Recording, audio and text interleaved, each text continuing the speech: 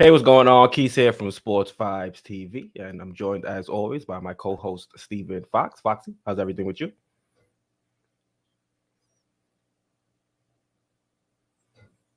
Foxy, you can hear me? You a little yeah, I'm having I can't hear you. Now I can hear you. Sorry. I No, had no some issues, no issues. technical issues, but shout out to you, shout out to the chat, shout out to the SV Nation. I hope everyone is well. We're going to be talking New York Knicks basketball, and we can't wait. I can't wait to chop it up with you and the chat. How you doing, man? I'm doing pretty good as I can be, especially after that tough loss against the Nets the other day. It's always sucks losing to the Nets, and it seems like that's all we ever do when we face them. But we're here to talk about the Knicks and some other things surrounding the team. And just want to give a shout out to everybody that's in chat. We appreciate you guys tuning in. John Talento, Geraldine MacGyver, Fritz, salute. Thank you all for tuning in. Anybody you want to give a shout out to, Foxy? Even Best, Pudge Nice, Fabian Williams, Adele Chapman from day one, the one and only Geraldine MacGyver, Sherwin. We appreciate all your support. Dwayne Dennis. So let it keep coming. Said good old Fritz, the legend in Knicks fandom. We can't wait to put up. So, Foxy, got a lot to discuss. Let's jump right into the first topic. And we got a nice little surprise. For some reason, James Dolan was out doing a nice little media run. So, we did get to hear a little bit of his thoughts with what's transpired so far this season. And this is from New York Basketball on Twitter. They said, this is a quote from Dolan himself. He says, "The Knicks are doing well. They're not at the top of the league, but they're not at the bottom. They're in playoff position now. We just lost a player, Mitchell Robinson, so we have to make it through the next 4 weeks. The thing about both teams, Knicks and Rangers, is coming to MSG is fun." So, Foxy, do you share the same sentiment as Dolan? It seems like he's been okay with the way things have gone so far. The team is, not the norm, which is us being one of the worst teams in the Atlantic Division. We're actually pretty competitive. We recently beat the Cavs. We recently beat the Celtics. Had a little bit of a setback against the Nets, like I mentioned before. But do you think the Knicks are in a good position as of right now? A good position to make the playoffs, a good position to win a championship. If it's for We'll the start. playoffs, Yeah, we'll start with the playoffs. I think they can make a run at the playoffs or play in. Shout out to our buddy JD. He had a great comment about this. About it doesn't look like he's going to look for a rebuild. That he's happy with the way he's going, and no rebuild is necessary. But you and I talked about this off camera about they're not, and we've said this on many streams that they're not a bad team. They're a mediocre team, and that they're going to lose three, win three, lose four, win four. That's the type of team they are. So if he's happy with a mediocre team, then he's going to, his wishes is going to come true. Yeah, I'm not exactly thrilled with where we are right now, but I can admit that this team is a lot more competitive than we saw last season. At least we can say that we're moving a step in the right direction. Now, short term, I think once again, this team is going to be competitive and find a way to get into the playoffs. And I think they'll even be able to, avoid the play in if we can continue to play well offensively and a lot better defensively until Mitchell Robinson returns in apparently 4 weeks or so. But if you look at the view long term, I think there are some things that the Knicks have to do in order to make some moves toward being a championship contender. I don't think we have the right pieces on the roster at the moment. But luckily for us, the front office hasn't tied us up in too many bad deals, and we still have our draft picks and assets in order to make some changes. The big question now is whether or not we have the right people in the front office to make those changes, and whether or not they're going to be making changes with the roster that will agree with the coach's scheme defensively and offensively. I mean, we've seen already with the trade for Cam Reddish where the front office tried to make a move and bring a player in, and it didn't work out with the coach. So hopefully the next move that they make is a move that's going to bring in somebody that's going to actually see some playing time and help take some of the load off of our guys out there on the court. But I just hope that the move isn't too costly. I'm trying to build the team in Tibbs's image because I'm not necessarily sure he's the right coach that's going to be able to take us to that championship. Facts, and in the interview, folks, Dolan seems awful happy with Leon Rose. So what Keese and I did on previous streams talking about, people like Bob Myers, the architect of the Golden State Warriors championships, that he is unsigned and he's a prize, but based on his comments, he's behind Leon 100%. So I don't think we're going to go outside to get a new GM or a new guy in charge of basketball operations. So my biggest concern with the Knicks is that there's a formula to beat the Knicks. So, we beat Boston the other night, but Orlando beat Boston a few nights before that. But we know that great coaching and teams that are equipped with the right personnel, they're going to double Randall, they're going to throw length at Brunson, and they're going to pack the paint and make RJ shoot. That's how you beat the New York Knicks. And as the games get down to the nitty gritty, teams fighting to get into the playoffs, I think you're going to see more and more consistent game plans against the Knicks with that, strategy. Yeah, you mentioned Bob Myers. We were actually talking about him being a potential option. What was it, 3 or 4 weeks ago? And now Exactly. it seems like he has been linked to the Knicks. It just remains to be seen what happens for the rest of this season. Like you said, it seems like Dolan is okay with the trajectory of the team. There's still the second half of the season to go. We'll see if he continues to believe that. It all depends on how we perform, and the fact that we don't have Mitchell Robinson for the next month or so, I think is going to be a real big hurdle for us to try and overcome. I think from what we've seen with this team, offensively, they can figure it out. In the 5 games that we've been missing Mitchell Robinson, we've been very efficient offensively. I think the major issues has been us defensively. So I expect the front office to look to bring in some help defensively to see if we can shore up some things. It's just who's going to be available for us to bring in, and how do we bring in a player that's going to be impactful and not also throw things off when Mitchell Robinson returns. I'm with you. We've missed Mitch a lot, and we'll get into more specifics. But yesterday we couldn't run guys off the 3-point line, and Mitch doesn't do a lot of that. So we have to really pick up our perimeter defense. We got better, we got really good, and now we're taking another lapse, letting teams have a lot of open shots. Yeah, I think Mitch doesn't guard the perimeter, but I think teams are much more confident in trying to attack the paint, and that way, our Oh yeah. defense is collapsing a lot easier. And I think that's adding also to the wide open threes that we're seeing being thrown up. So we got to find a way to be better at the point of attack and stop allowing teams to collapse the defense, because we're seeing right now, as long as teams are patient and moving the ball, they're going to find an open 3-point shot. And it's usually going to be from a solid 3-point shooter. So that's definitely Yeah. something that we'll discuss a little bit more in depth throughout the stream, but it's definitely been glaring over the last 5 games. So it's been an issue throughout the entire season, but I think over the last 5 games, it's really started to pick up once again.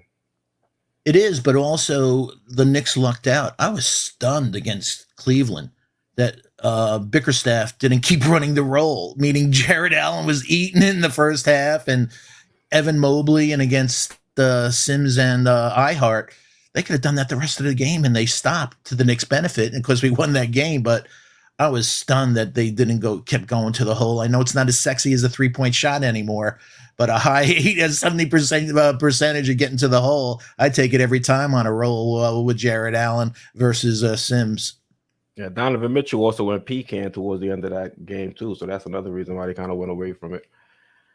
Yeah, but you did some great work last year when we were talking about the trade, about how Donovan, we had this on the stream, folks. I don't know if you remember, but in the last, when the 5 points or less in the last 5 minutes of the game last season, Donovan really choked. He was shooting like 15% from three, the 60% from the 60 odd percent from the foul line. Wasn't a clutch player last year, and we saw for our own eyes last week that he took too much on his own shoulders, man. And and with a couple of good calls and everything, the Knicks won. Yeah. Let's see what Geraldine McGyver has to say. She says, I would not be surprised if no moves are made. They have to make at least one move, and that's moving Cam Reddish. We can't have him parked on the bench for the remaining portion of the season and then still not play him.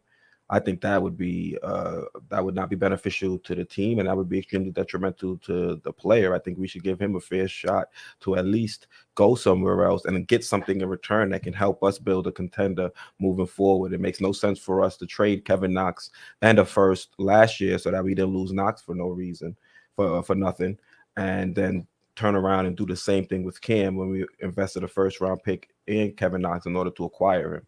So that's at least one move that I'm guaranteeing is going to be done. And if not, then we're in trouble because we can't have someone like Cam on the bench not play him and then I'd also use him in a deal to bring in some additional talent.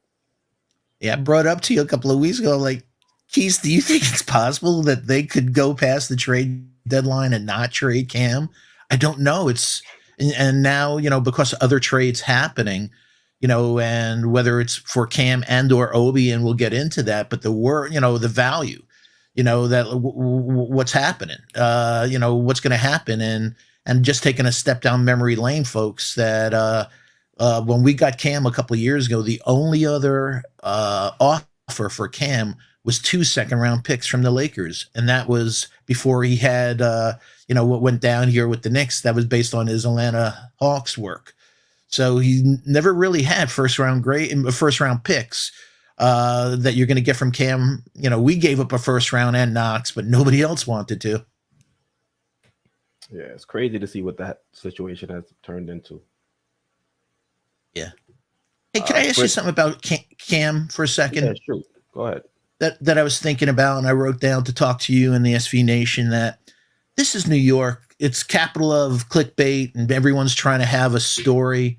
The one thing that has stunned me with Cam is that we haven't heard one story from an anonymous source about players that the players are angry that Cam is not on the court, that Tibbs is not playing a guy that can make us a better team.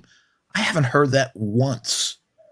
And you would think that if Cam was the player that a lot of us, because we're always in his fourth year talking about his potential, but I'm kind of, I would think that would have happened if a lot of other players, that would have leaked out, like, why the hell isn't he playing? We need length. But we've never heard one whisper of that come out. You think, and you could see on the sidelines, I think the players know who Cam is. I wouldn't go that far. I mean, you look at some of the guys that are in the rotation now, they're homegrown players. They're players that were drafted by the team, developed by the team, and things like that. Cam, I think, is more so viewed as an outsider that was traded for, brought into the locker room, and could potentially take one of those guys' spot. So I wouldn't expect too much to come out of the locker room unless we start to go, downhill quickly, and the players on the team can look and say, all right, this clearly isn't working, and we have a guy like Cam on the bench we need to play him. But the way that things are going now, we win a bunch of games and we lose a bunch of games. So it's not like this we're in dire straits for the most part. We're middle of the road team, and I don't think things are that bad where you're going to start to hear things leak out of the locker room. Yeah, I thought maybe some Donnie Brasco stuff where RJ or somebody said Cam is a friend of ours. So we vouch for him, like, take him under your wing, everybody. He's part of us, man. He's a friend of ours. But well, you got to remember, RJ almost got traded himself. I don't know if he's in the position to start vouching for other people. He's got to make sure he's, he's got 100 million. He don't give a shit anymore. I hear you on that one, Foxy. I want to give a shout out to Fritz. He has this to say. He says Leon Rose is a president. I think Bob can be hired as GM. Perry is in the Leon hire. He let him fight to keep his job. Me personally, I don't know if Bob would want to leave the situation he has over there with Golden State and enter a situation with the Knicks where there's so many hands in the pot. I'm not going to act like I know the intricate details of the way the Warriors were run, but I would say there weren't as many people, contributing to the decision-making process as we have over here in New York. I mean, look how many people they bought in Rosas. You've got World Wide West. You've got Scott Perry himself. You got Scott Perry. So there's a lot of people that are part of that process. I'm not sure if Bob Myers would want to come over here and join that. Yeah, and Bob Myers is Leon Rose. He's not a GM. He's a vice president of basketball operations, one tier above GM. So I'm sure monies would allow him to do that. But I'd be shocked if he would take a GM role. I think he's in the I'm the big wig here, so that's the title I get. So I don't think they're going to get him, unfortunately. And again, what James just said with with Carlton in that interview with Carlton and stuff, that I'm happy with him. So I'm glad you are. Yeah, I think we'd most likely see a change at coach before we see a change with the front office. Before Dolan came out and said anything, you might have had some, inklings that maybe if things didn't go right, that they'd move off of Leon Rose and co. But I think based on what he said, it sounds like he's cool with the trajectory. And as long as we, make the playoffs, they'll at least get another year to see where this goes. Exactly. Paul Butler says send Deuce a shooting coach. It's crazy. He almost knocked down that three at the buzzer. Yeah, that would have been nice. Yeah, I know, because you saw the way he was like moving and stuff like that. But yeah, either one of these days. But his time's running out, man. There's just too many people out there that can do the job that are bigger than him. He's really good on defense for a 6'1" guy, but he's not a playmaker and he can't shoot. So I think he looks a little better, but damn ball can't fall for the poor guy. I wish it would. I'm rooting for him, but he's still 6'1", folks. And it just 6'1" guys, no matter how good you are, you'll make some steals and it looks good, but you just can't do other things. 6'6" guys just go up over him like he's not even there, man. We got to get a better second team point guard on this team. Speaking, whoopsie, because that was a good segue. So boom, boom. Skip ahead. Speaking of a good second unit point guard, let's talk about Alex Caruso. Now, he's been rumored linked to the Knicks. Here we have this report. Several teams have inquired about potentially trading for Alex Caruso. Sources told Casey Johnson of NBC Sports Chicago. Sources add that the Knicks have recently looked into a possible trade scenario for Caruso. The Bulls are said to be looking for 2 first-round picks in exchange for Caruso. Now, first of all, there's no way we should be trading 2 first-round picks for Alex. I love you. That's number one. I let out a laugh that you probably heard in Staten Island. Like, get the hell out of here. The Minnesota Timberwolves have ruined everything for the trade market, because now these teams are they're trying to finesse everybody out of their first-round picks, because there's no reason you should be trading 2 first-round picks for a backup point guard. I understand he's a solid player, plays good defense, can knock down the three. He's a player that can play off of other high-profile, big-time players. But for us as a team that just needs him to come off the bench and maybe play 15 to 18 minutes per game, I see no reason for us to invest that type of capital in a player, especially when we're not championship contenders. If you want to look at a team that thinks that they're one piece away and that piece might be a backup point guard and they want to go crazy and send 2 first-round picks, maybe some of them being protected, then, more power to them. But as a team in the position where we are, yes, we can use a guy like Caruso to fill that same role that we have Deuce playing. He's as good as a defender as Deuce, can be a pest, and also he's a much better shooter, and he's a player that has been able to knock down shots when needed. So yes, Caruso would be an upgrade over a guy like Deuce McBride, but at that price, you're not getting the proper value in that deal if you're trading 2 first-round picks. If the Knicks are trading 2 first-round picks. With he's 28 years old, he's an undrafted guy. He has he's a cousin to iHeart. The first thing you always say about it is effort. Mm-hmm. But yeah, stats wise, he's playing a little over 24 minutes a game, and the stats are, why would you ever trade 1 first-round pick, no less 2 first-round picks, for a guy that's a little over 5.5 points a game, 3 rebounds, shooting 44%, I'll round it off, 39% from 3. Those are okay, but not for that price. Meaning if it was a straight up thing for Cam, it's something that, you would discuss, but get the hell out of here, man. Yeah, even if you wanted to maybe say not a first round pick, but the ability to swap. So if for some reason we had a higher draft pick than the Bulls, maybe they would swap positions. That I would be more open to, because then we're not losing a first round pick. We're just losing the position in where we would pick. But to just give They up don't two have a first first round round picks. pick because Oh, of true. Vucevic. Because of Vucevic, you're right. You're right. So yeah, to me, makes no sense to try and give up that much capital for a guy. And you talked about the stats. Let's put the stats up on screen. He's averaging 5.6 points per game, 3 rebounds per game, 3.3 assists per game, one averaging 1.3 turnovers, 1.7 steals, while shooting 43.9% from the field, 38.7% from the 3-point line, and 76% from the charity stripe. So solid, solid numbers for a backup. The efficiency is there, shooting 38.7% from the 3-point line, especially looking at what Deuce is shooting for the season from the 3-point line. What is he shooting? Somewhere in the 20%, or something Yeah, like that. that's So it's not good. So definitely a big increase. his 38-7's only on 2 attempts, though. It's not a lot of attempts. Well, he's going to be a backup point guard playing 18 to 20 minutes a Exactly. game, so we won't be You're right. jacking him up. You're right. As long as he can continue that 38, 39% from three, you'll live with it, especially seeing what we're getting from Deuce and the way he's shooting.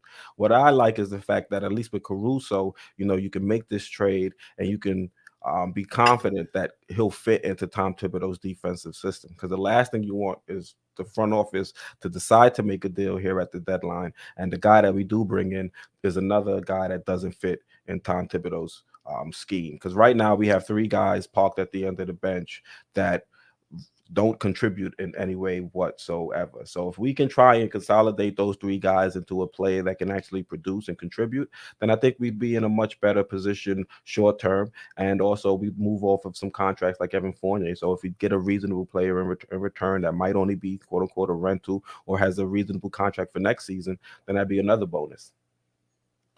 I'm with you. And like you see, 1.7 steals, and his attitude, he's right up Tibbs' alley. So he is a Tibbs type of player, and, gritty.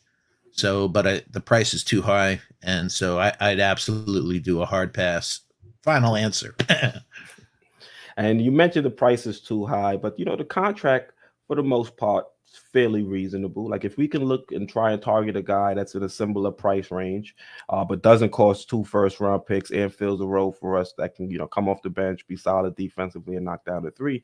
If they had this type of contract, I'd be open to it. 9 million this year, 9.4 next year, and then 9.8 in the final year of that deal, and he'll be an unrestricted free agent in 2025. So his contract isn't bad at all. It's just the Bulls are trying to finesse a team because they gave up all their first round picks in a move that didn't necessarily guarantee them a spot in the finals. They never thought this would happen, Alonzo. Yeah. And so getting Vucevic, Lonzo, so a lot of stuff blew up in there, reconstructing that roster, and that, like you said, that third year is only guaranteed for $3 million. If the Knicks chose to go a different direction, then. Yeah. We have this from Bricks Nation, says Cam over Caruso. Facts. I think Cam is a solid player. I just don't see why Tibbs can't find a role for him. I understand you looking to move the player, but you can play a guy and continue to look to trade him. This whole you have to shut a player down completely in order to move them. I don't think that's the right way to manage a player. I don't think that's the right way to manage an asset, a player that you want other teams to give you the best offer for. Because if you're not playing him, then clearly a team is going to look at you and say, all right, you don't need him, so why am I going to give you, reasonable value in return, knowing you don't even view him as a valuable piece to your team long term. So to me, makes no sense for us to have him camped out there on the bench, even if you were going to bring him in for 12 to 15 minutes a game, just play him in spots where it's not like I'm saying play Cam and Cam can't help us compete. There's been plenty moments throughout this season where we're looking at the game and we're saying, this is a moment where we could use his length, his versatility, both on defense and offense, in order to secure a victory. But, the coach thinks otherwise, and I think the front office is allowing him to park him at the end of the bench until they find a way to move him. Yeah. Bricks Nation, hope all is well with you and your family, my friend. I think the big issue, Bricks, is that they're looking for a backup point guard, and Cam doesn't play point guard. Caruso's played, I'll round it off, approximately 70% this year at the point guard position. So think of him as another like TJ McConnell type of guy. that he's going to come in, he's smart, he's going to run the sets the way the coach asked him to set it, and he's going to be gritty, and he's going to set screens, and the team he's going to be a pest like TJ McConnell.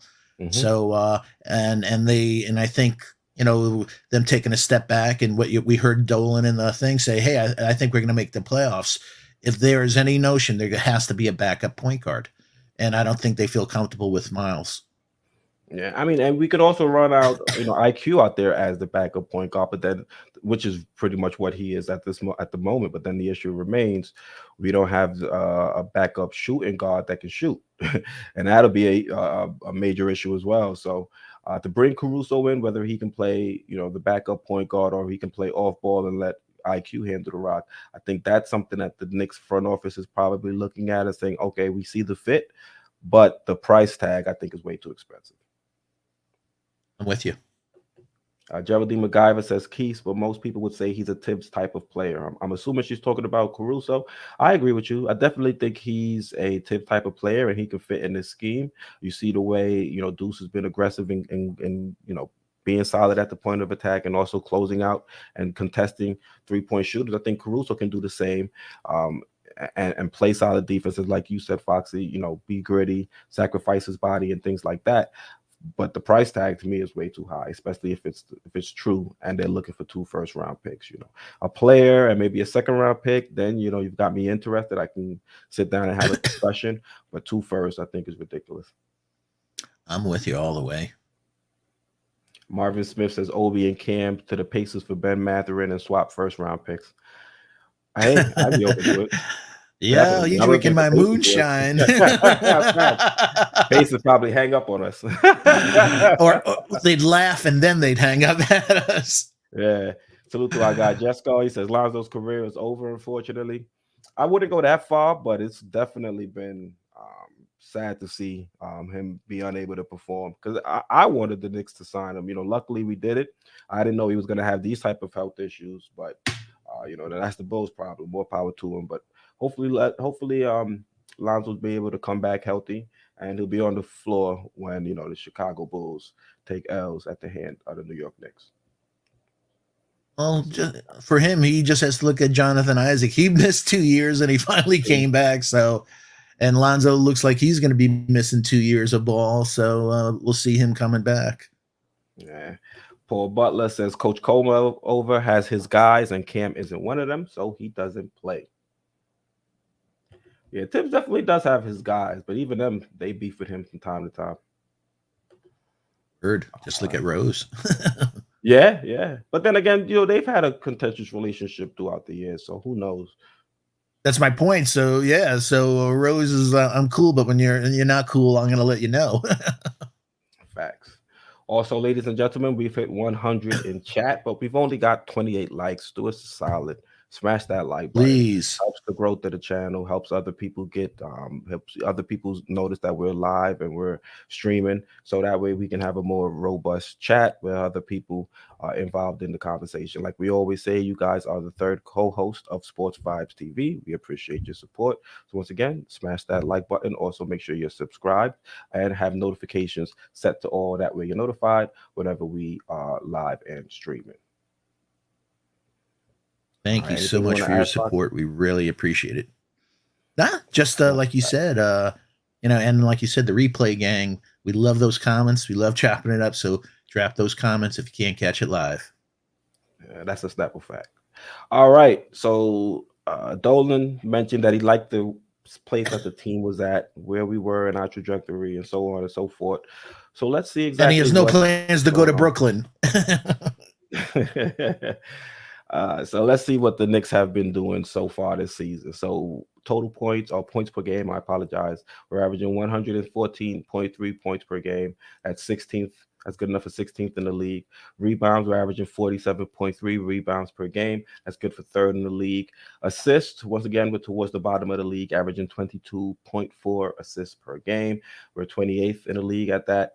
Field goal percentage, 45.8 per game. We're 24th in the league at that. 3-point shooting, we're 24th in the league at that as well, at 34.5, and we're shooting a paltry 77.3% from the charity stripe, which is good enough for 22nd in the league. So overall, Foxy, how do you think this team has been performing? I know you said that we're a middle of the road squad, but if we were trying to, get better this season, what were some things you would have the coach adjust, or what were some things you would adjust if you were the coach?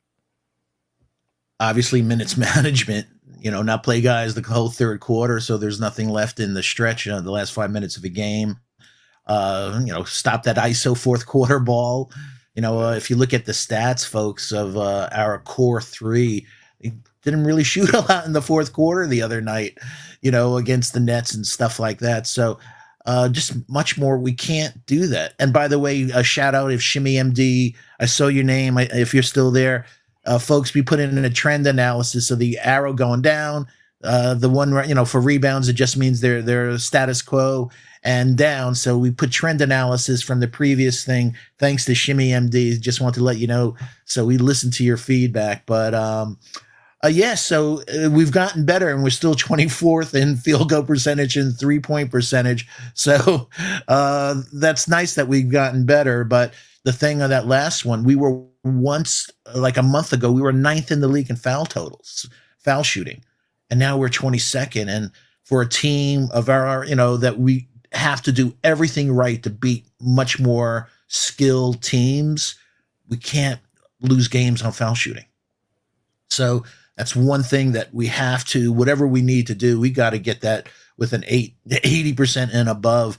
If we're 22nd, that'll come back to haunt this team. So ball movement, hey,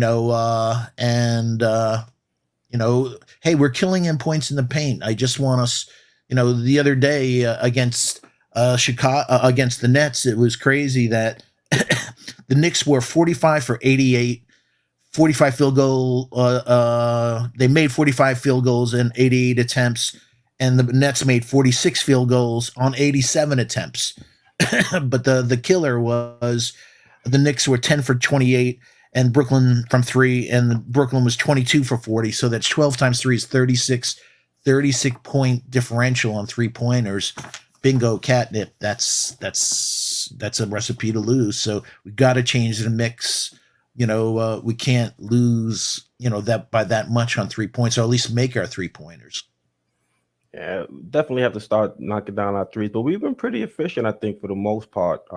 When you look at the field goals and the 3-point percentage, it's just not allowing other teams to chuck up as many threes. If you look at what this team has done since Mitchell Robinson, we're giving up some of the most 3-point attempts in the league, and I think that has to do with the way that the defense is coaching up the defense.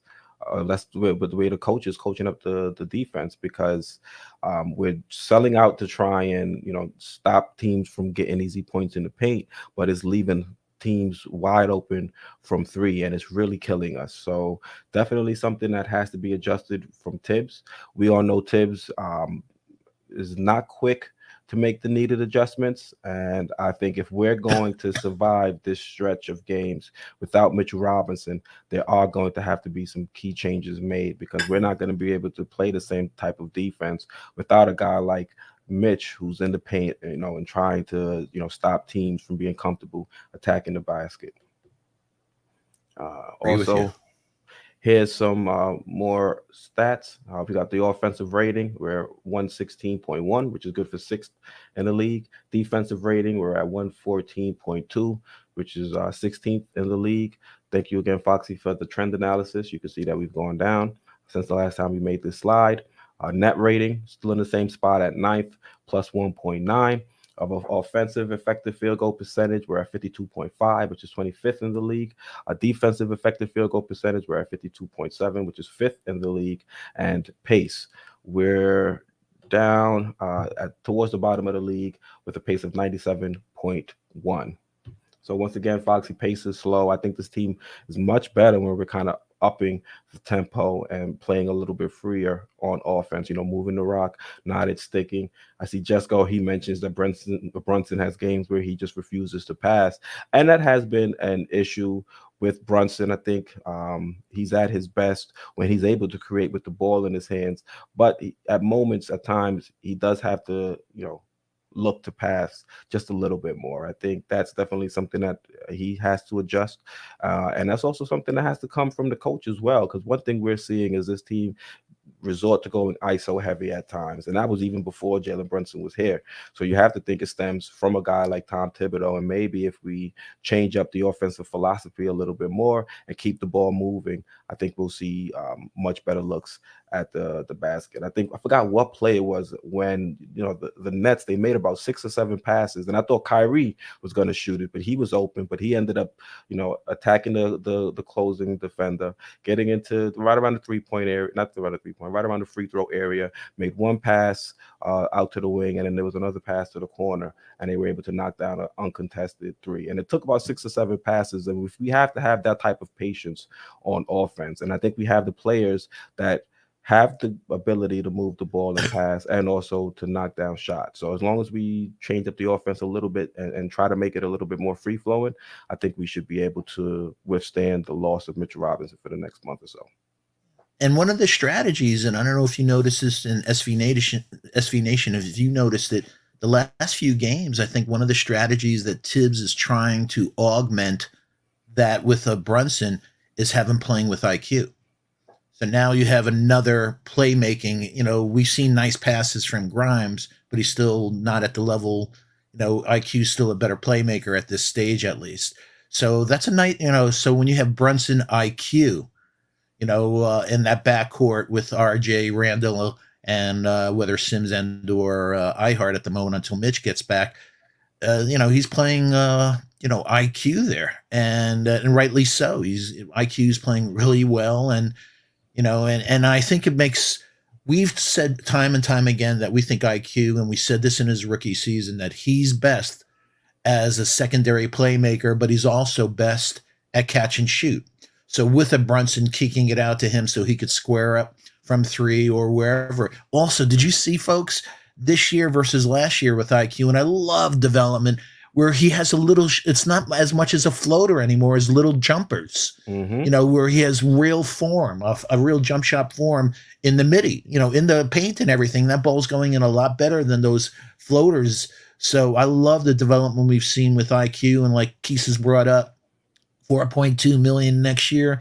That's why everybody wants, IQ. So I think getting back to Keith's point about, Brunson, and also I think it's maybe part of it of him playing with Luka last year, that the amount of assists, and also he's 6'1". He's not going to see the floor like a 6'6" guy today, a point guard and stuff like that. But IQ with Brunson may be part of the solution going forward. Yeah, and you mentioned Quick, so let's jump into Quickly and talk about how he's been performing so far. And you talk about his ability now to have more of a toolbox in that mid-range area. Before it was just that floater. He was the one-trick pony. If he couldn't pull the floater off, he was pretty much a non-threat. He would either have to get to the basket for a layup, shoot the three, or have that floater. Now we're starting to see him mix it up. He showed us the footwork. I won't say it was a post move, but he was a nice little up and under that he was able to lay up with the left hand, might I add. And like with you the left mentioned, hand, yeah. and you mentioned now he has more of a jump shot in the mid range, so it's allowing him to get off different type of shots. He's throwing up a little bit of fadeaways, nice little bit of stop and pop action. So that is definitely nice to see, and it's something that we've been talking about Quickly and his development since he was drafted. He had to work a little bit on becoming more of a threat in that mid-range area. So to see him do that, I think is phenomenal. You look at what he's done over the last 20 games, averaging 17.9 points per game, 4 rebounds per game, 3.8 assists per game, only 1.1 turnover, and 0.7 steals, all while shooting 51.2% from the field, 40% from the three-point line, and 82.3% from the charity stripe. And this is how he's performing when he's actually given, a larger role on the team. You see, he's now averaging 33.1 minutes per game in those 20 games. So this is the Quick we see when he's actually given an opportunity to play. Unfortunately, his first few few seasons here with the team, he was buried behind players that I wouldn't say were necessarily better than him. But now that he's actually getting an opportunity to showcase his talents, he's showing why he's such a valuable player for this team. And the fact that he was being linked to trade rumors, I think, was kind of ridiculous, especially seeing that he is our spark plug off the bench. And if you are going to include Immanuel Quickley in a deal, and it better be for a transcendent superstar and not just another rotational piece. So I've been thrilled with the way Immanuel Quickley has been playing recently. Now, is he 100% perfect? Sometimes there's still some issues with his shot selection, but I think recently he's gotten much better in that department. So I'm pretty thrilled with the way he's been playing so far. Yeah, it's only his third year, so he's still a pup. And so, we always envisioned him as a microwave. And as Key says up there, folks, the gold standards 50, 40, 90 from field goal, 3-point, and foul. And he's there. So, we love, so whether, giving flowers to Randall this year for the last 25 games, we love having somebody over a large sample show. Sometimes you see a player, yeah, they're, and then, 20 games is a beautiful measurement. So this is what we're seeing also. We're seeing both offensively, and we've seen it on that weightlifting and that strength that he's gained has changed his game on both sides. He could take contact now. And you see how many N1s he's had in the last X amount of games. He has the Yeah. strength now to fight through contact to get that shot off. So and also motor. The reason that phone's ringing in the front office is everybody wants somebody that they don't have to worry every game in, game out. If you woke up on the right side of the bed, Quick's going to have a really good motor, and you may have to give him a kick in the for shot selection every once in a while. But this is only his third year; he's a pup. But with those stats and the smarts and everything, he's a keeper, man. I would absolutely say he's a keeper. I absolutely could see IQ as a foundational piece of a championship caliber team. Yeah, you and me both, Foxy. We got a super chat from Chris Dada. Thank you for the super chat. He says, cannot overpay for average players. We should have drafted Adrian Griffin, Jalen Williams, or Andrew Nembhard, all playing well and helping their teams. Another failure by the front office. I agree. I don't think we should have traded out of this last draft. I think we still should have kept a player. But the front office felt like we had to move some of the guys like Alec Burks, Kimber Walker, Nerlens Noel, etc., to bring in a guy like Jalen Brunson. The irony is maybe if Immanuel Quickley was given more of an opportunity year one, year two, maybe we don't go after a guy like Jalen Brunson and we have Immanuel Quickley entrenched as the starter. And we could have used that first round pick to bring in another young player to add to this core. But, unfortunately, that's not the way things went. But, at least Jalen Brunson, he's still playing solid for us. So you're happy about that. But I definitely would have liked us to have made a selection in this draft as opposed to punting on it and using it to fix some of the front office's previous mistakes. Foxy, your thoughts? Yeah. Hi, Chris. Hope all is well with you and your family. Yeah, you know me. I was upset, in throwing Terry Eason. I can't have a stream go without me mentioning him at least once. But shout out to our brother George. Into if you haven't subscribed, please subscribe. That we did Knicks shows last year, and one of the players coming into the combine that I'm proud about is like, hey, folks, there's a kid out of Santa Clara. His name is Jalen Williams. Guard, 6'7", has some of the largest hands. I love guys with large hands. Scoot Henderson, he has these paws, man. That's why he's fantastic at point guard. But the interesting thing is I have a little sleeper a little later in the show, folks, that I think is this year's Jalen Williams coming that the Knicks should be looking at with our draft choices that could potentially be a wing, that we're looking for. Hear you on that one, Foxy. Let's put this one down. All right, so let's pivot from Manuel quickly.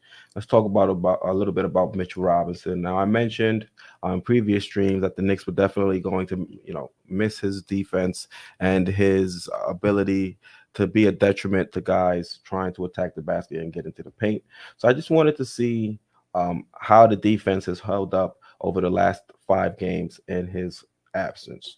So I pulled a few stats So here we go. So over the last 5 games, opponents' second chance points other teams are averaging 18.6 second chance points per game. And also, when you look at the field goal made attempts percentages and also the 3 points made attempts and percentages, we're all close to the bottom of the league. So teams are putting up 44.8 field goals per game, which is 23rd in the league.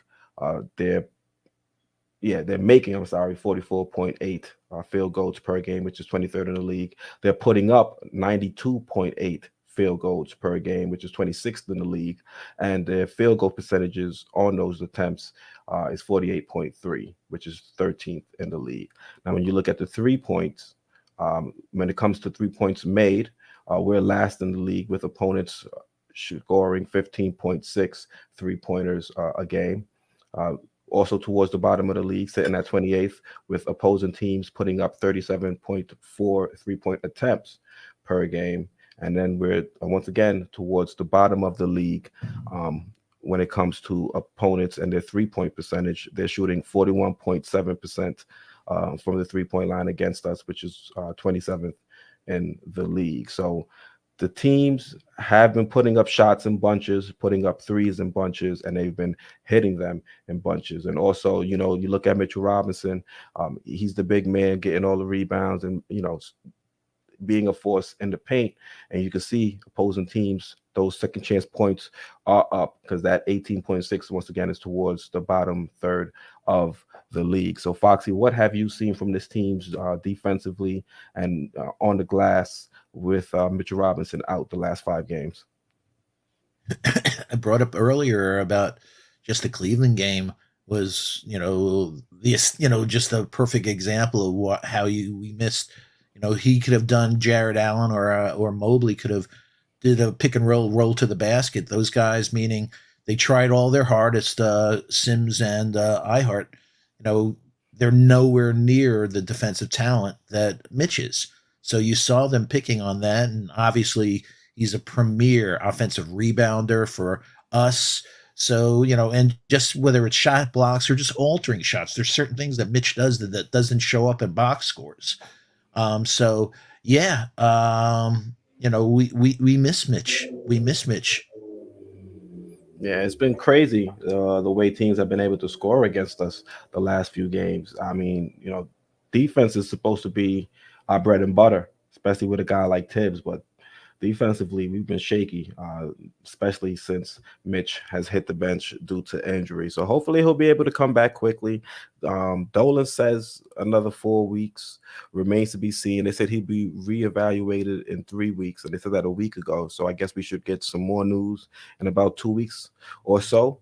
We have a few games coming up that are going to be pretty difficult. We'll talk about the Lakers game and how, apparently Braun and AD are going to be taking the Nets game off so that they're fully rested to go up against the juggernaut of the New York Knicks. But we'll talk about that a little bit later. Yeah, I'm old school. I'm hoping that with like 2 weeks, 3 weeks to go, they could put on some type of cast to make sure that nothing happens to that thumb and get him in there somehow. That he's not there for offense, but let him. Well, if he has a cast, he has no offense at that point, because unless he's going to be doing one hand rallies. Well, or that, or Jeremy Sohan with the other hand, the left hand foul shot, but yeah, man. But I'd love to see him on some screens. Yeah, we gave him a forearm shiver. Right? Shoot, he's doing it to us. Word. All right. So talking about no Mitch, let's see what the team as a whole has been doing over the last 5 games. So here we go. You can see Jalen Brunson.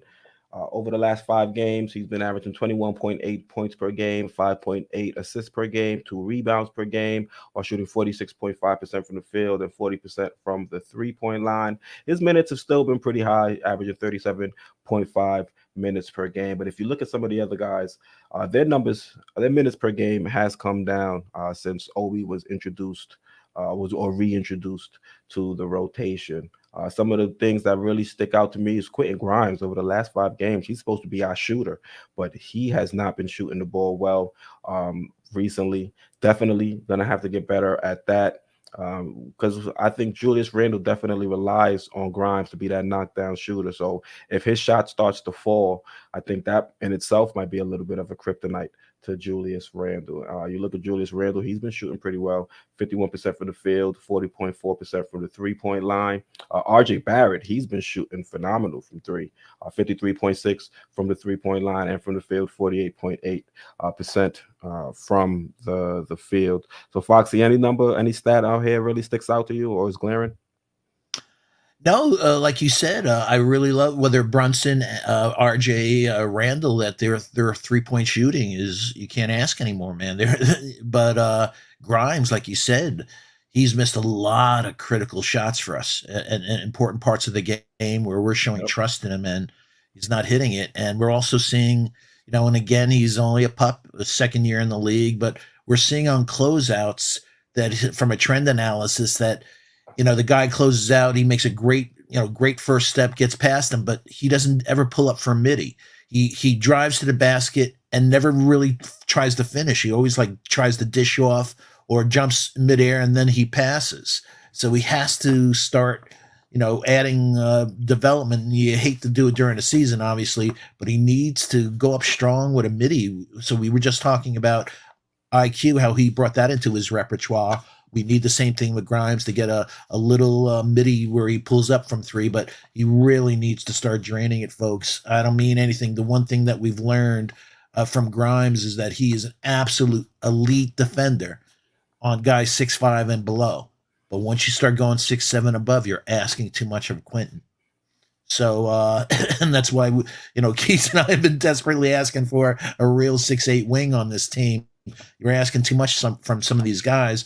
But also Brunson, RJ, they've been great, impressive numbers on offense, but they've been absolutely brutal on defense. I mean, bad on defense. That he's regularly minus 19. RJ, he was minus 19. Against the Nets, he was minus he was plus 14 against the Celtics. So I'll give him things. But the game right before that, he was must have been minus 19 the game before that. But just visually and watching him, he's regressed on defense. RJ and Brunson, we knew it was going to be an issue, but Grimes is the right guy to put next to Brunson because of his issues, but he's got to take pressure off by hitting those threes. Yeah, I think for the season, RJ has been disappointing defensively, but I think he was pretty decent defensively in the Nets game. If I had to pick a game where he was actually, much better than we had expected, I think he was solid in that next game. Any thoughts on Jericho Sims? I think he's been decent, stepping up for Mitchell Robinson. There was a play where he had to step up and kind of got Kyrie out there on the perimeter. I think it was in the middle of a Yeah, did fast you break, see that? Yeah, and he was a pretty solid deterrent, forcing Kyrie to kind of reset and wait for his teammates to catch up. So that's some of the things that Jericho Sims can do for us out there. His versatility defensively, he's not going to go out there and be a lockdown perimeter defender, but when he's caught in those moments, he can hold his own for some time. Don't have him out there on an island for 10, 15 seconds, but for the moment he can, step up and at least hold guys off until his teammates are there to help out. So that was definitely dope to see from Jericho. Yeah, I'm happy. Again, he was a 58th pick. Hey, it's all about, we keep using the term, over the years of muscle memory, that this is real games. He's learning, and the knowledge that he's gaining, whether leaving his feet or other things. Hopefully, he keeps doing it, and with Othello and the right Harrington coaching him up and other things, that he'll get better. And like he said, whether against Kyrie, we saw it against Caruso, we saw it against Kuminga, that, yeah, man, his athleticism getting out to the perimeter. So you can't ask any more from a 58th pick of what he's delivered in the amount of rebounds. He's a rebound machine if you give him that opportunity. And I'm just hoping some of the things that you saw with the Westchester Knicks, that they could start incorporating some of his offensive game in there. Is a Yeah. nice little turnaround hook, jump hook. Yeah, we've seen it, but we already know Tibbs doesn't like his center shooting the ball. Dunking, that's it. Yeah. All right, so let's look at the bench now. So we talked about it. Emmanuel Quickly has been playing great now in the last 5 games. His efficiency has been off the charts, shooting 61.1 uh, percent from the field, and he's shooting 61.5% from the 3 point line. Also, got to give kudos to iHeart. We gave him hell for at the start of the season, saying he hasn't been playing great. But I think recently, in the absence of Mitchell Robinson, he's definitely stepped up. He had that key defensive possession against Donovan Mitchell at the end of that Cavs game, and also since Mitch has been out, he's increased his assists per game from point 0.3 to 2 rebounds, and he was averaging point 0.3 assists per game in like the first half of the season, and then in the last 5, he's bumped it up to 2 rebounds, and he's also upped his field goal percentage from 42.2 to 69.2, which is what he's been shooting over the last 5 games. He's starting to knock down the floater a little bit more consistently. That had completely disappeared for some reason, but now we're seeing it come back. And also, he's upped his rebounds since Mitchell Robinson has been gone. I think his rebounds was down like right around 4.2, 4.3, leading up to Mitchell Robinson going out for injury. And now he's been averaging 5.6 rebounds per game over the last 5. So he's definitely been stepping up, and got to give a shout out to him for that. I agree. You got that, and also I like his outlet passes. Hmm. That he gets that transition going. Nice long outlet passes. He's a better quarterback than Zach Wilson. That doesn't take any shot. But like he said, This he finally hit a couple of floaters for the first time at X amount of weeks, and you're paying him the 8 million plus. So I'm glad that he's shown his worth. Yeah, definitely. And I, I messed up. The Obi shouldn't be red. Obi should be all green. iHeart shouldn't be red either. iHeart should be all green. Obi been shooting the lights out as well. Not too many attempts, but when it given the opportunity, he's been shooting lights out. He's been shooting 57.7% from the field and 57.1% from the 3 point line. And again, this is over the last 5 games. Now, when he returned from injury, we were a little bit worried about him. The efficiency numbers weren't necessarily there, but in the time he's been given to play over the last 5 games, he's been knocking down his shots. Now, what's confusing to me is the fact that he's been knocking down his shots and only getting about 13 minutes per game. But that falls on Tibbs trying to find a way to get him involved and get him more touches throughout the flow of the game. Yeah, but that also falls on Obi, man. That bro has been terrible on defense. I mean, he makes RJ look like a all NBA defensive guy. He's been absolutely lost since he's come back. So he's got to really, Tibbs doesn't have any trust in him in an important time that he's going to do his defensive assignment. So, and also he's going up soft. Too many layups for a dunk champion, man, over the last X amount of games that go up, man. And with the one thing I love about Randall's game over the last few weeks is violence. He's having some mean dunks, Yeah, angry dunks. I love that in he's his had like game. 3 I can Obi, think of. One of them on Tatum, right? exactly. Yeah.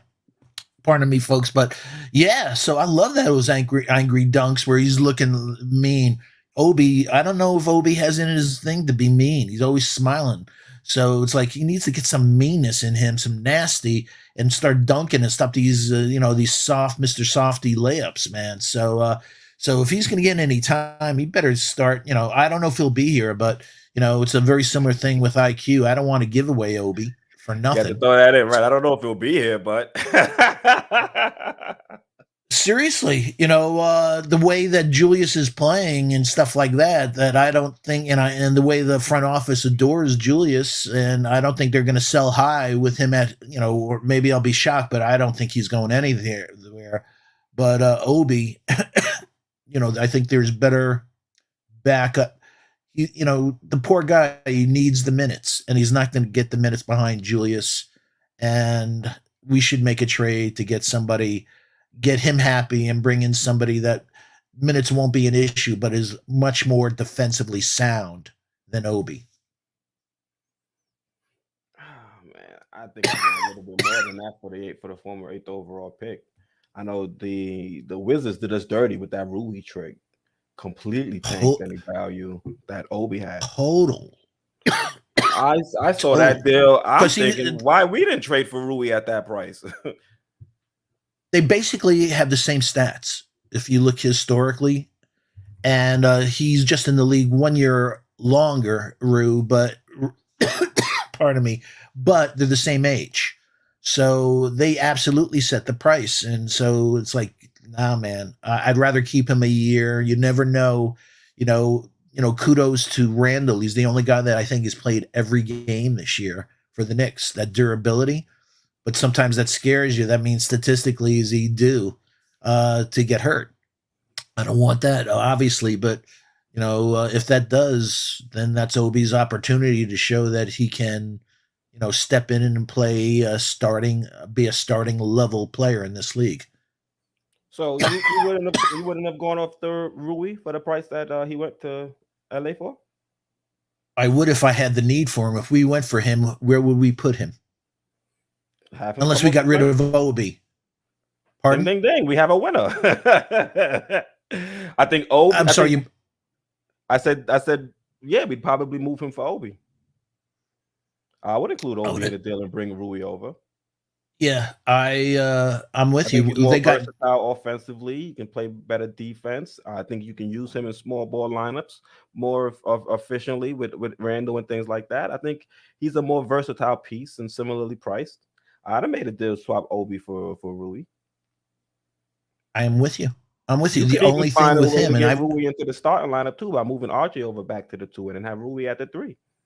Yeah, I'm with you. I watched Rui, since Gonzaga, so I've been watching that kid's career for a long time. There may be some things, he did experience some personal issues, Took time off. some time off, and sometimes teams are like, "Yo, I don't know if I really want to invest in somebody that had some mental duress issues that they had to deal with and stuff like that." But I don't know if that put him off, but I would have done that trade one up for Obi in a second.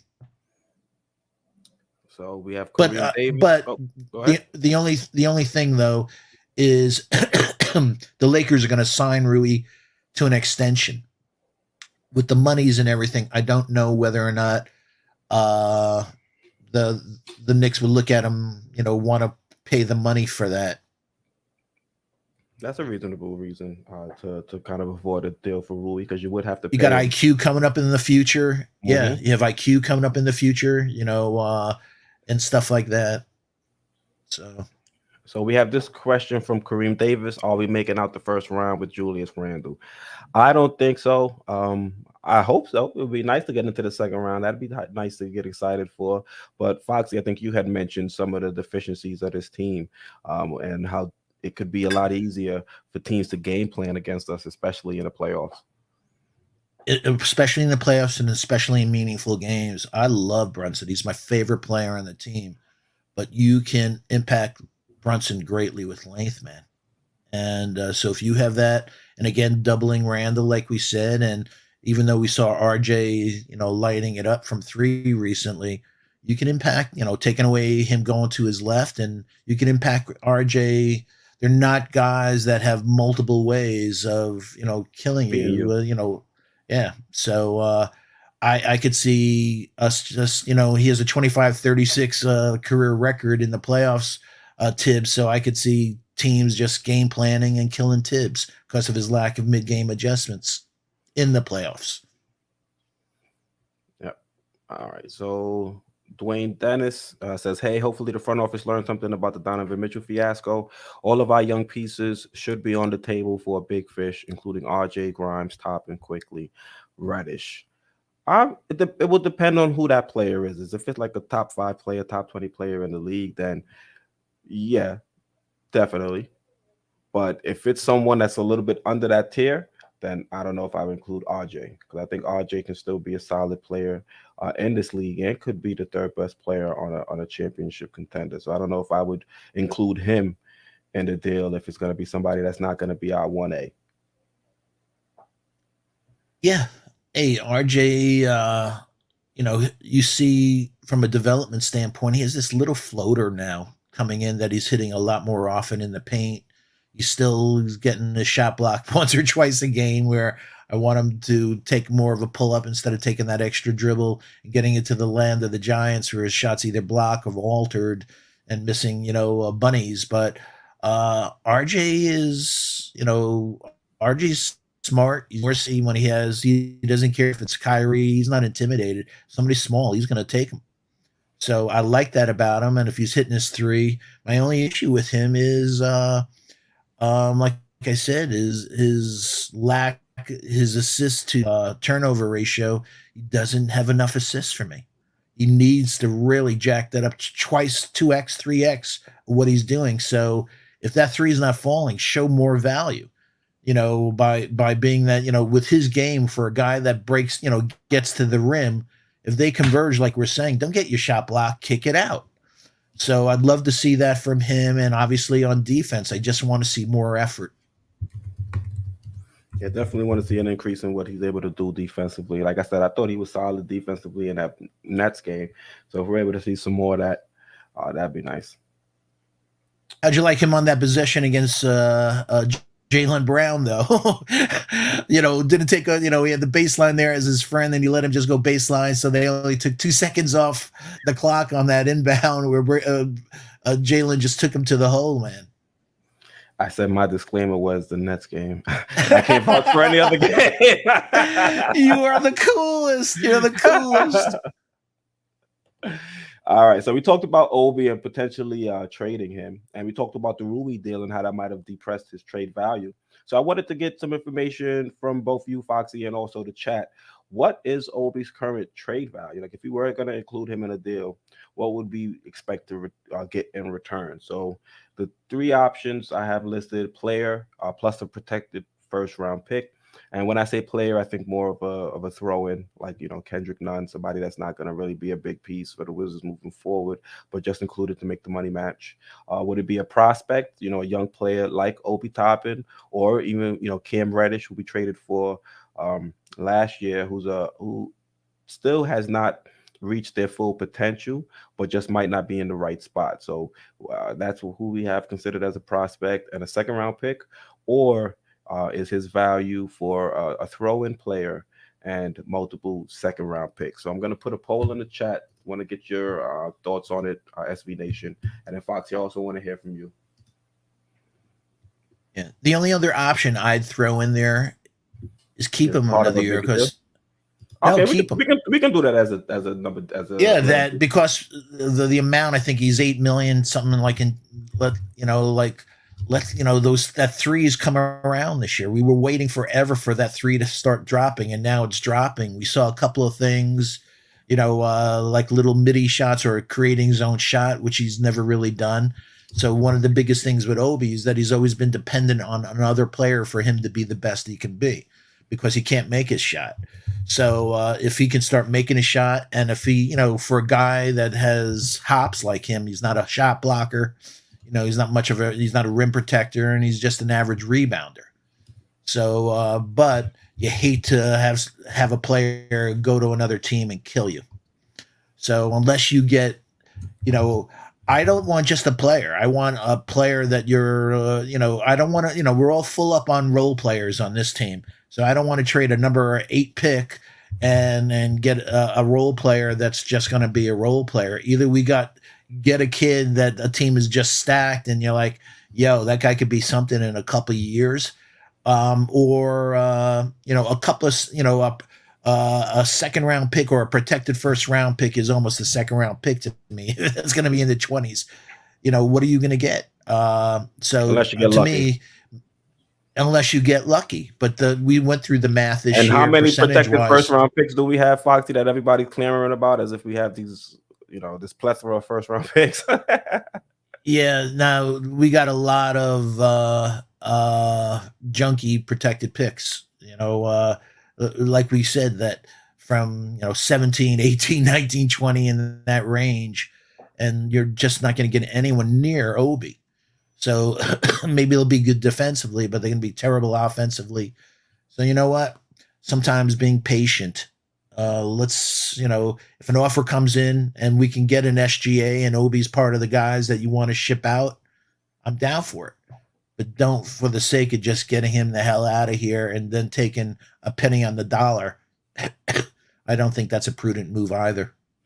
Yeah, I probably should have added a fourth option, and that would be included in a larger deal for a marquee name because I feel like that's where we're headed.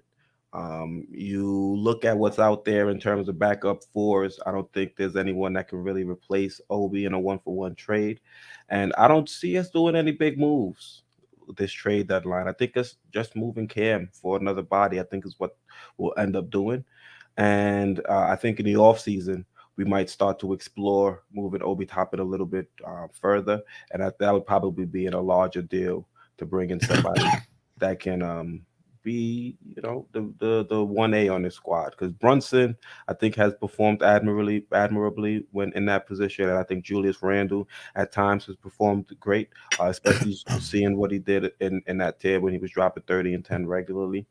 But I still think we need that marquee guy to really bring everything together. So Obi may be that piece that's dangled this offseason to get that done.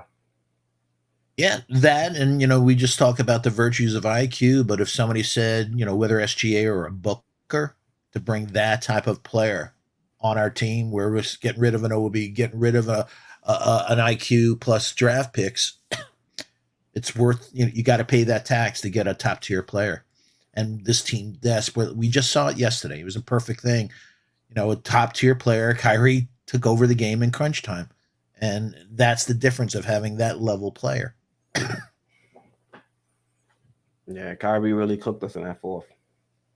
Yeah, but it's the same thing that you and I and a few others. It's like saying, and it doesn't mean you wouldn't get cooked, but when the Suns play Atlanta and Trae Young and things, they put Mikal, that length. So we know he's not going to put Cam out there. We forget about that, but we gotta get that length on this team. So if Grimes can't do it, Deuce can't do it, IQ can't stop by Kyrie, then think out of the box and throw a 6'8", 7'3" wingspan, agile guy like Cam, if you have that, on a Kyrie and see if that works.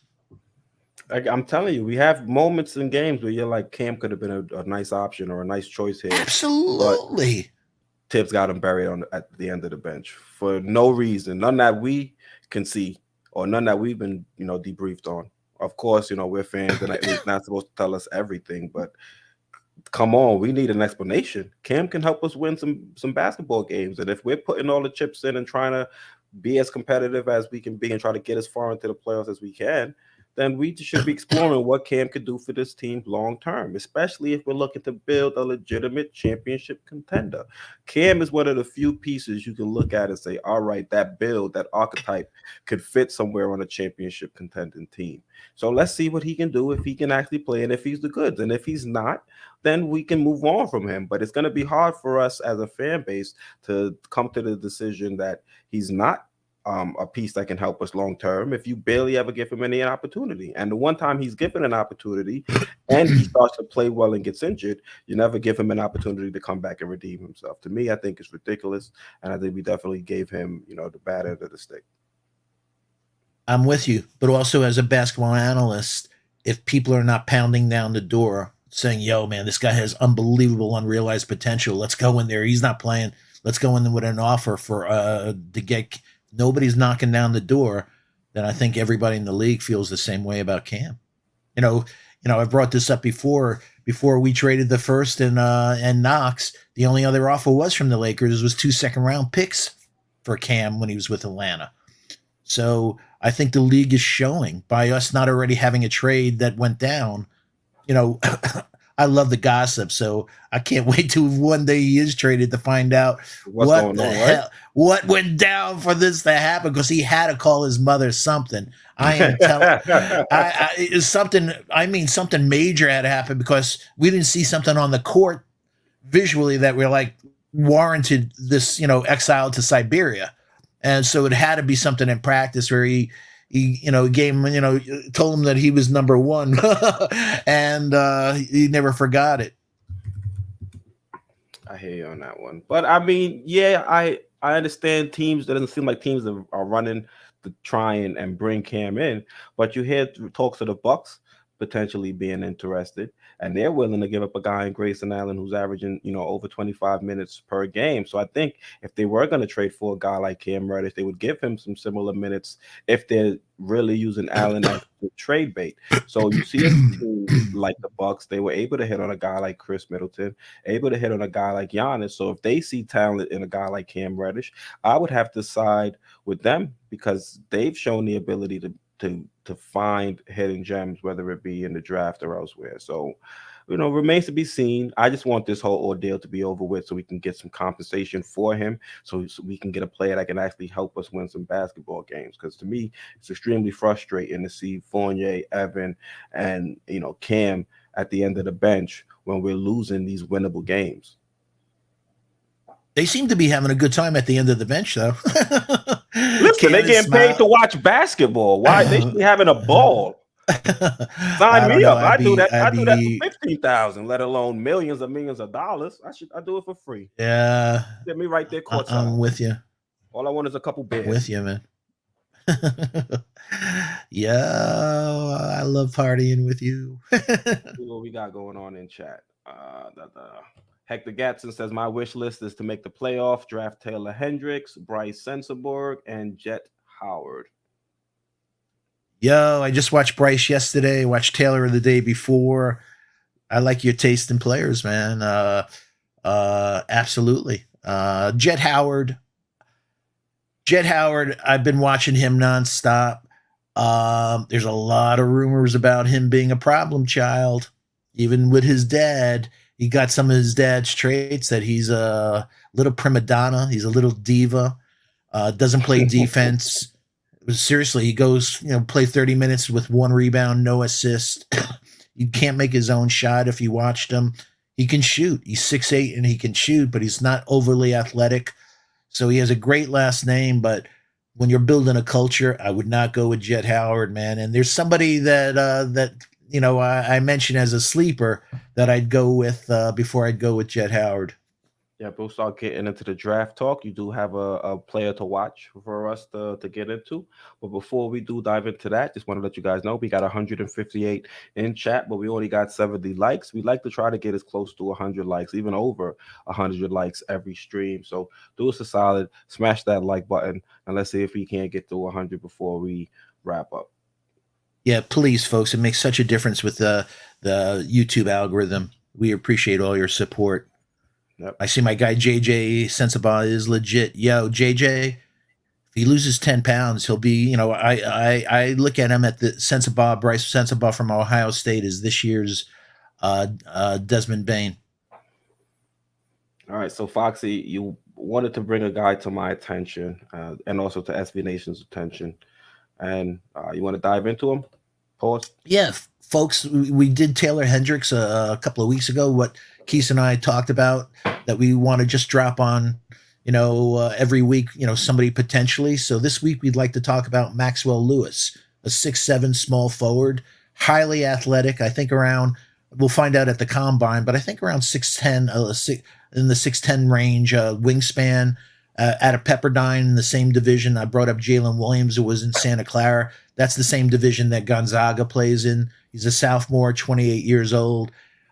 He, unlike, the premier small forward everyone talks about is Brandon Miller out of Alabama, who's 6'9", but he's unbelievable but three, but he can't finish at the rim. This guy finishes at the rim. He's, his true shooting percentage at the rim from three, as you see, we just talked about Quick. This is 50-40, a blink away from 50-40-90, so has nice length. He's going to have to learn to play defense. Unfortunately, in college ball, they're not playing defense or teaching him the way that you want him to do, but can make his own shot. And he's somebody where we're picking in the range we're picking, that even if we have to use a couple of our picks and maybe move up a couple, Maxwell Lewis is absolutely somebody that we should be looking at as a small forward wing that would complement the current roster of finally getting some length and somebody that can shoot from a three-level scorer. So right now, with the Dallas pick, we'd be drafted at 16, and with our pick, we'd be drafting at 20. So you think we'd have to package the two to move up somewhere between that 12 to 10 to 12 range in order to get them? I think yes, but what we're finding out is first the conference. So we're going to see the guys that, the elite. The cream comes to the top. So now with conference games coming up, that will determine who goes to March Madness. That's where you see the guys under pressure and playing in real games will come up. So I think his stock's going to go up dramatically, because what we've talked about. Why do we want to go for a Trey Murphy and guys like that? You just can't get those wings who could drop it from three. They're just not there in the draft. So I just said Brandon Miller, but he can't finish. And that's your top small forward in this draft. So, obviously you have Amon Thompson and Asor. They can't shoot. So I'm glad they have generational athletic talent, but they can't shoot. Derek Whitehead out of Duke is heavy legged. He reminds me of RJ, that he's a heavy leg guy. He may be around there, but so Maxwell Lewis, I think, may be somebody that it potentially is somebody that we could acquire in this year's draft. And you think if we draft him, we'd be able to move RJ back to the two? Um, I don't know if we'd move him back to two, but I think starting off, we'd finally have a wing to To throw bring at people. on the second team to throw at people. So have him come into the league, learn defense, earn his minutes, but he can shoot. He has a beautiful shooting form. He can shoot. And anytime you can shoot like that naturally, and be athletic, we've always talked about having an infusion of athleticism on this team. I think he'd be a very complimentary piece. I talked about that with Taylor Hendricks. I'm old, so, so I see certain players, but Taylor Hendricks, I absolutely, like his game. He's a young guy. The thing I like about him, Taylor Hendricks, versus a person that he potentially could replace like Obi, is that he's a shot blocker. He comes from the weak side. He didn't, the other day, he only had, I think, like 15 points, but he had 11 rebounds. So I love that on players. Same thing on yesterday, Maxwell Lewis. He didn't light it up. I think he also had around 15, 14 points, but again, with the rebound. So I like guys that if the shot's not going, they're showing other value. And he's also averaging, then thrown in there, about a steal a game. I asked about moving RJ down to the two, but JJ says RJ can't defend twos. And twos can't defend RJ, especially now that he's out there posting and toasting. You see that little post game he's got now? Uh-uh. Yeah, twos, especially undersized twos, he eats and spits them out. So that's part of his maturity now. Worst case scenario, he'll get to the foul line. So yeah, so at the two, but yeah, that's the thing. So he's going to have two, but he doesn't have the length, JJ, to cover threes. We saw that whether Kuzma against Washington on switches they're just too big with Tatum and stuff. We're asking too much, and it takes too much out of him for his offensive game when he has to be on the defensive against those monsters. Yeah, that's why we should be targeting a big wing in this draft to kind of make life a little bit easier for RJ and make life easier for Mitchell Robinson as well. Help out there on the perimeter, so Mitchell Robinson isn't in as many positions where he has to help, and not able to get back in position to either rebound or get in foul trouble. So, what would you Yeah. say his ceiling would be? I think he's a 2-inch shorter Trey Murphy. So Okay. 6'7" around a blink under a 7 foot, but I see him as a 3-and-D, absolute 3-and-D, and really good athleticism, much more athletic than Brandon Miller. So I absolutely see him being a real good 3-and-D in this league, who could create his own shot.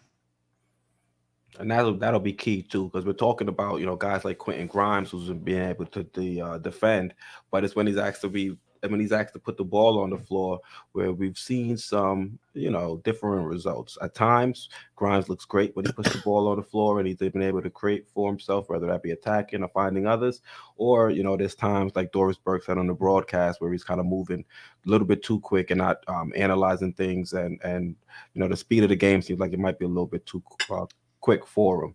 So hopefully, if we are to bring in a guy like Maxwell Lewis and he can do some of the things you mentioned, he can help us out in that similar role, but being in a bigger package. I thought that was great analysis by Doris the other day. That you watch him on his closeouts, he has that great thing, but he's out of control. He's got a but he's a pup. Second year, so hopefully next year we'll see that maturity where the game slows down for him a little more, or like we said, he pulls up for that midi.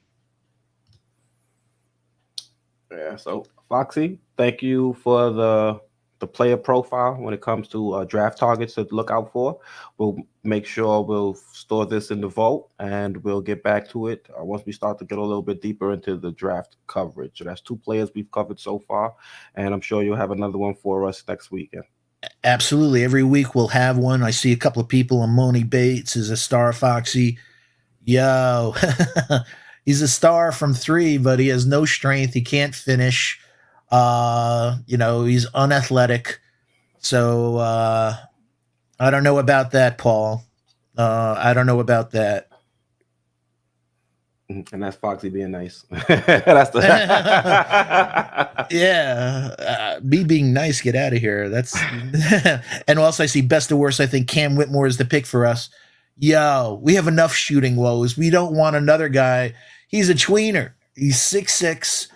He can't shoot. Cam Whitmore, so I'm glad he can dunk. But if he goes right, that means he's not going to shoot. He drives to the hole. If he goes left, that means he may shoot and do a step back. But Cam's not it. He's a tweener. Yeah. All right, so Foxy, before we wrap up, let's dive into our upcoming game against the Los Angeles Lakers. So before we came on, a tweet was sent out saying that the Lakers would be resting Anthony Davis and LeBron James in their game against the Nets on Monday.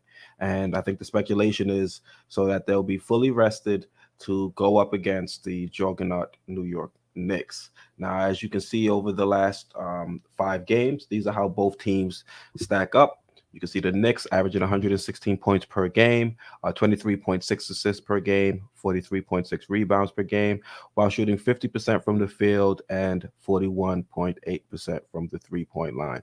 So we've been pretty efficient with our shooting. I think the main issue has been defense and allowing teams to really be good, to really have good shooting numbers as well. You look at what the Lakers have done over the last 5.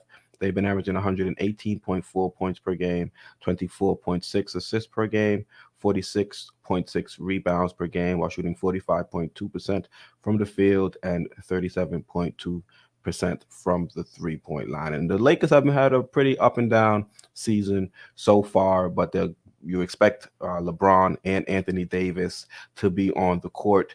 And, going up against them, they're going to have the two best players out there on the court when those two guys are there. So hopefully we'll be able to, make life a little bit difficult for them. Me personally, we got to force the ball into Westbrook's hand.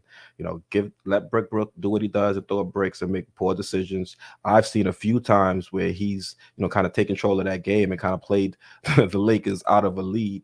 So I think that'll be the couple times in the last week or so. Exactly. He's done that. So we've got to force Brook to play to be the sixth man on the court for us. Yeah, I don't know if Lonnie Walker will be around. I know he's been dealing with something. Not that Reeves is much of a player; he may not be there also. But as weird as it sounds, I'd feel maybe a little more comfortable if we were playing the Lakers in LA rather than home. We just don't play so well at home. But we just saw it with. It's weird, man. Really weird. But with Kyrie, we see with those elite players, they love being on the showcase of Madison Square Garden, the Mecca. So I think you're going to see LeBron bring it all and like will that team to a win over the Knicks because he won't allow the Knicks to beat him. Yeah, I don't know if he'll be able to will the Lakers over the Knicks per se, but if it's close, they have the talent to kind of get that edge over us, whether it be LeBron and what he can do, still being a physical beast at his age, still scoring and putting up near triple doubles. Anthony Davis, he's back and healthy. He's an extremely versatile big. The Knicks have always, Knicks fans have always wanted a big that can do things offensively, and Anthony Davis, I think, is the prototype when you're looking at a big that can, handle the ball some like a guard, also put up shots and can, mix it up a little bit in the paint, even though it seems like he doesn't really like to. So there are a lot of things to worry about with the Lakers offensively when you have those two. But I think outside of those two, there's really a big drop off. So if the Knicks cannot just don't allow LeBron and AD to get too much into a rhythm, and just make sure the Lakers don't start draining threes on us, which I don't think should be an issue. I think with the way we play defense, I think we should be okay. It's just LeBron, he has that basketball IQ, and if we continue to collapse the paint like we do, he's going to make the right plays. He's going to find the right guys open. We're just going to have to cross our fingers and hope that they brick, because we know with the way we play defense, they'll be open. You jinxed us earlier in the show. Rui is going to have 35 points. You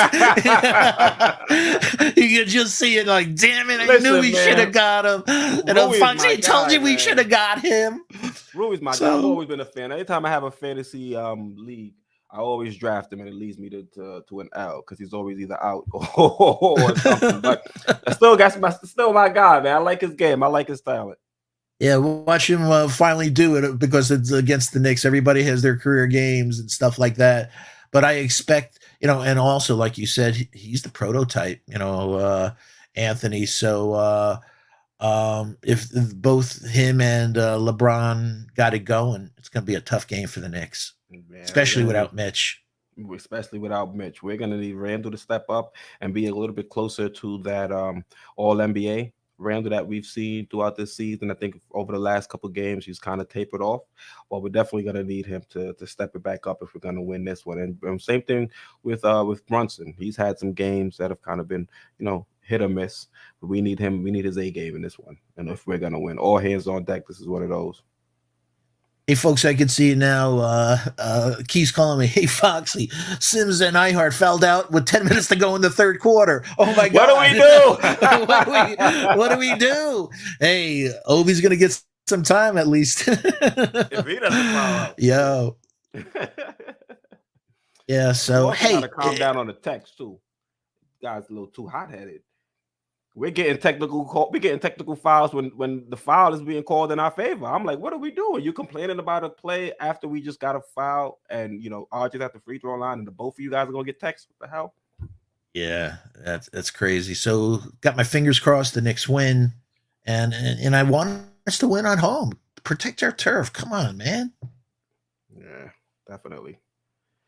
All right, ladies and gentlemen, we'll wrap it up there. We got 150 people in chat strong. Thank you guys for all the support. We really do appreciate it.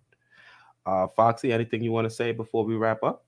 Yeah, we got 150 strong in the chat. Thank you so much. Hey, folks, we have 88 likes. So do us a favor. If you haven't, it doesn't cost you anything. It takes a second.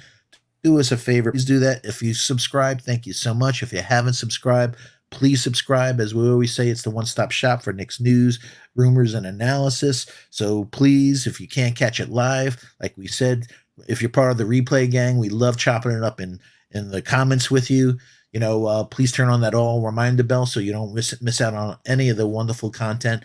And as always, shout out to the best mods on the planet. Appreciate all you do. And there's a game next week, folks, at 6:00. Unfortunately, one of these years we're going to be able to have our normal show, for several weeks, but uninterrupted. So we're probably going to have a pregame next week around 4:30.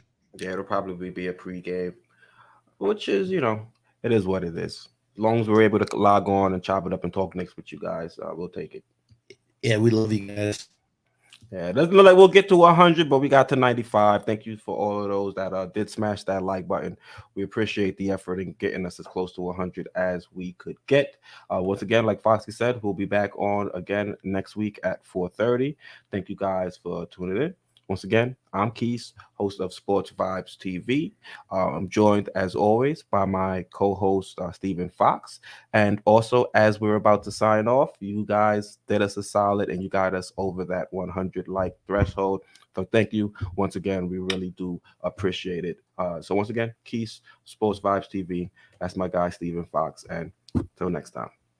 Love you. Thank you.